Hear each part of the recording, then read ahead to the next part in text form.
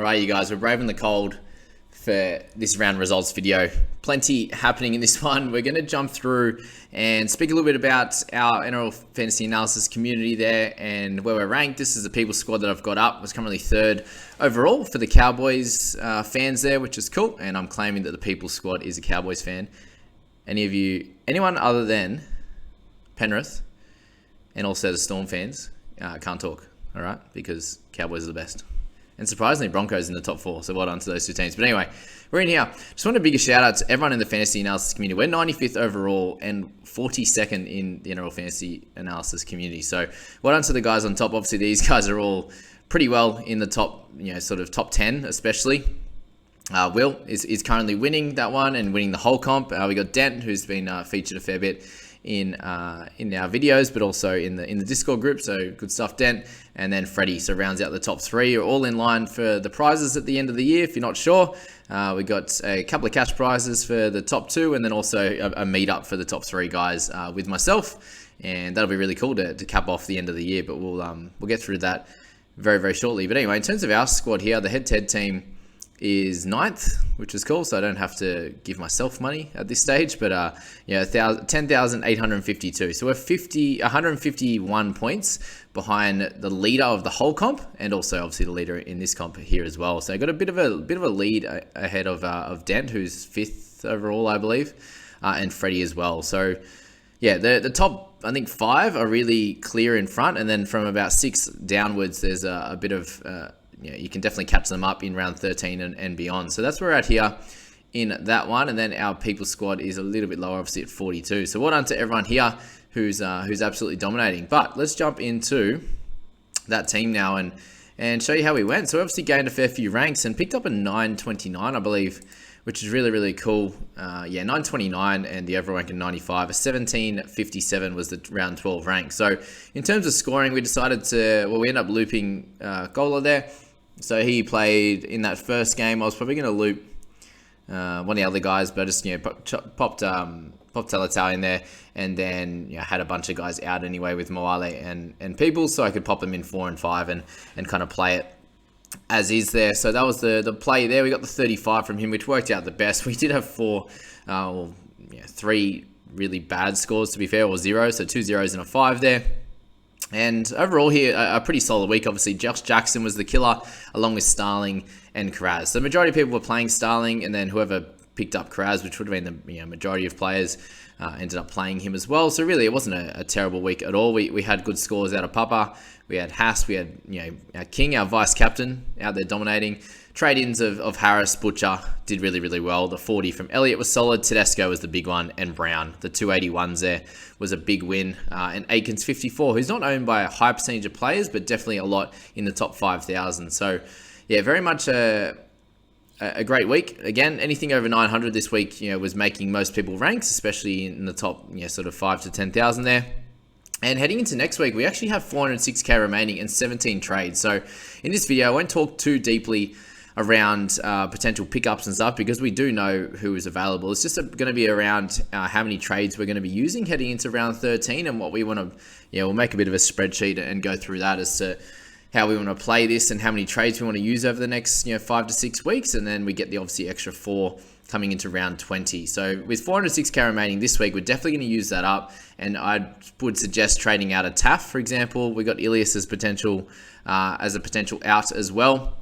I think the 400k we could use to upgrade Taft. There's guys like Crichton and these types of options that could be really, really good. So that's the theory there. At least one trade, and we'll go through the amount of players we have, etc., going into next week. But sitting at 95th, really great effort to all involved in the Discord. We're absolutely killing it at the moment. I'm so proud of everyone for the selections that we've made. I will own up that I did miss a couple of loop opportunities at the start of the season, which probably puts us in about 50th, so is what it is. But sometimes we miss those things, unfortunately. But that's the people squad. We'll move on to the head-to-head team now, which is pretty cool. So here we are, and a 940 obviously means good things for the head-to-head squad. As I said, now we're going to be attempting to win head-to-head and overall. Let's see if that's actually possible. So the first 3 there, we're sitting in first 4, 5. So the first 5 leagues we're sitting in first. Unlucky to Ning's Dogs, who had a nice round as well at 928. But fourth in the Phantom Broncos, so a good win there, saved us a little bit. No fixtures coming up for the Cunning Stunts. We're sitting in third and then first in the Rookies and Pros. In the other two leagues there, we've got the Talking League Cup, we're fifth. The OTL Cup, we're third. And then my community there, we're in ninth. So yeah, as I said, really, the lads in there are absolutely killing it. So to be ranked in overall team, we are ranked, what's the guess? Anyone know? We are currently ranked 18th overall. So an incredible season so far for the head-to-head squad. And look at those trades remaining. I'm salivating at how many are there with the 97k in the bank. So if we look back to round 12, we had the 940 and the 1113 round 12 rank. And some big winners were guys like Cook, obviously, and Cotter. Really, really important ones for the squad. Papali'i, Butcher, Tohu Harris there did really, really well, along with Aiken. And Burton, for example, to go with Teddy. So we had plenty of good. Obviously, Hastings was the bad. If we got a 50 out of him, we'd be really pumping right up to around that, I think, 6th or 7th overall if he had about a 50.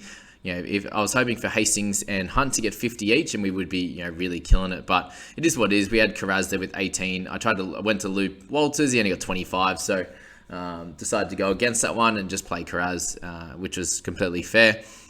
So just Hastings was the one, and obviously the question going on from here is, sitting with 18 trades, is how many are we going to use this week? And sitting at 18th, do we really try and charge into round 13 and trade heavy up to round 13, and then trade heavy into round 17 as well, and just try and push for overall rank honors and then see if we can just hold on through the back end? Or do we go a little bit more conservative this week, then really push for some guns heading into round 17 that we can hold for the rest of the year? We're sitting with 22 trades left, basically 18 plus the 4 that we get in round 20, and you've got, you know, we're halfway through the season really, so 13 rounds remaining, and obviously a good amount of trades remaining. We haven't used half the trades of available to us to use yet, and I think we can really push for some good scores over the next bunch of weeks, and to see this overall rank continue to improve. Obviously, we don't want to go too crazy. We don't have a lot of our head-to-head games on in round 13, but obviously 14, 15, 16, 18, 19 are going to be pretty important there. So that's some of the theories there. We'll trade pretty heavy through 14, 15 to get some guns ready for 17, and then they'll obviously back up nicely in 18 and etc. just to continue scoring really well in the head-to-head squad. But in terms of the team, we have 97k remaining. Obviously, plenty of cash available, and guys like Ilias, I think, could be a target to trade out. We have Savage, who's a potential option as a downgrade, especially when we haven't got too many guys that aren't playing in this side. We're obviously sitting pretty there, definitely. And no Cleary, so we obviously don't miss out on that. But the biggest one for this squad is I do have a lot of Origin players. We have the Cook, Haas, and Cotter as a starter. And then we're going to have Ben Hunt, number 4. Hines is the 18th man, which is really interesting. See if he continues to be 18th man heading into 17, because that would be a nice one to play. And then Teddy as well. So there's 6 guys. We might have to trade one of them out this week, just to get ourselves set for round 13 and round 17, and having enough trades to be able to bring them back in for the head-to-head finals, and obviously the back end of overall. It's obviously pretty hard to juggle now that we're going so well, but yeah, there's some of the guys that we're thinking of, and potentially trading out one of Hastings or Hunt this week, just considering that's not going to be an out-and-out keeper in the halves position, and we have guys like Nico Hines, Burton, Cleary, Munster, and the like that are going to be right up there, heading into the back end of the season. So very interesting with those guys, and we're looking for guys that are probably potentially not going to back up either. So we'll speak about that a little bit in another video. But that's where the head-to-head team's at. Obviously, very, very exciting. I actually haven't been this high before. I've been as high as about 30th during the season and ended up 50th overall. So this is exciting times. Obviously not my main team, which we'll talk about in a second, but definitely cool to follow along and show you guys how to manage a team once you get to this height. So how people lose it is they start making some real risky plays. And usually when you get to this stage, when you rank so high, your team value is so great that you should be able to just pick up all the guns. Whereas a lot of the guys that are trying to catch up, they're picking pods, like you saw I did with Talakai, for example. You have to make those risky decisions. But when you get to this stage, when you're ranked high, you don't have to make those risky decisions. You just get as many guns in as possible, and you're just naturally going to score more than every other team because you have such a high team value. So that's the chat around the head-to-head squad. Great work at the moment, and we'll jump into my team now, who had a good week. Finally. And when I say a good week, I mean we finally made up some ranks. So we're sitting just under 4,000 there in the overall rank, and we're down to 3,276. So a 904 overall was a solid score, but our main issue was going to be around Stephen Crichton coming off with the HIA and only getting the 17 points there. So that was the biggest killer for us this week. Penasini was going really well as well, so the 39 for him. And yeah, I suppose overall, just the Crichton one killed us from getting that 930, which is a really, really high score. In terms of guys that I've brought in recently that have done really well, the Butcher, Harris, and McInnes combo, incredible. And I'm so happy to have picked them up. And obviously McInnes will be great from 14 to 17. A lot of people are going to pick him up anyway, but he's made a decent amount of cash the last few weeks, along with Butcher, and Tohu Harris is going to be staying fairly similar around that price from now on, unless he keeps getting around that 55 to 60. So yeah, really happy with my recent trade-ins for sure. The only real issue there was Taumalolo, which we can't really complain too much about that. It is what it is. And the goal for us this week is obviously having Crichton out is a bit of an issue, a bit of a pain, let's be honest, and then Cotter as well. So we're going to be down a little bit on troops. So we just need Taumalolo to be named and to play this week. Hopefully that week off, or basically 2 weeks in between injury and when he's going to be playing now. It's actually just about 2 weeks there of rest. Hopefully that is enough for him to come back and play. Obviously the bench wasn't too lovely this week with Elliott, Tungo, Karaz, and Starling, but yeah, Dylan Brown with the 81, just missing out. Crichton for Tedesco was the big change up there, but other than that, everyone scored really, really well. Happy with where we're at. So obviously sitting with a few less trades in this team. So we had 18 in the head-to-head squad. We have 17 in the Peoples and 16 in mine. So probably still looking to make around the 2 to 3 trades this week to get pretty set for round 13. But because I have a few less available, I'm not looking to go too crazy this round. I'll probably have to take a little bit of a hit or stay fairly similar in terms of my overall rank. Especially if Taumalolo's not playing, that's going to hurt.